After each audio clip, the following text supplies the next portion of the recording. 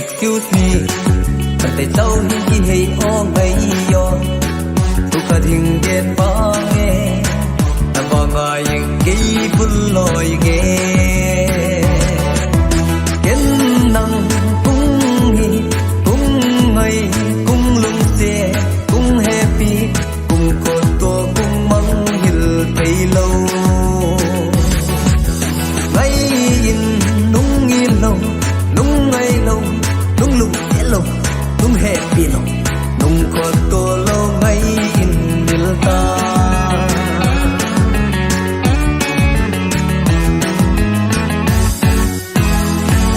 Excuse me, katay tao hindi o ngayon. Tukating gen bange, nabangayang di buloy nge. Kang huniya pa na doang suamelay, san pimpem ngayon, nasya ngalay tuar kang lenga. Yan nang kung henla, kung hoto, kung dot bol bangin, palsan ta che ngay na lungoy nai.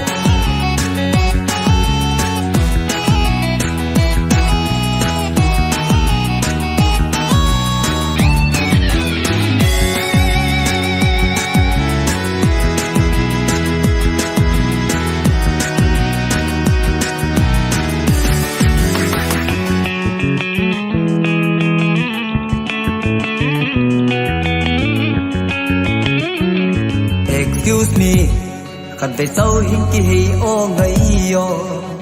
Tukating gen bange, nabangayang kay buloy nge.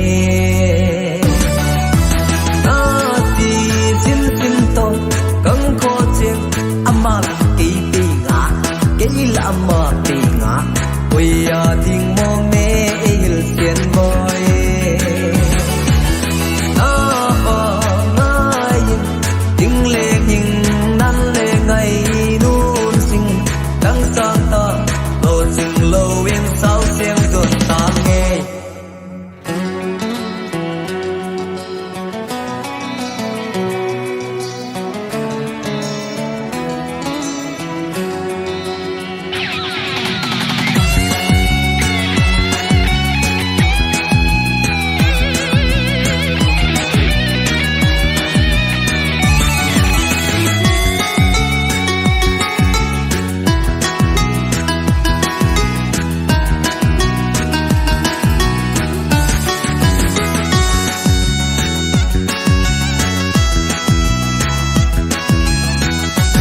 Excuse me, kan tay tao hindi hay o ngayon. Tukating gen bange, nabangayang kay buloy nge. Gen nang kung ngitlaw, kung ngaylaw, kung lungelaw, kung happy law, kung koto law, kung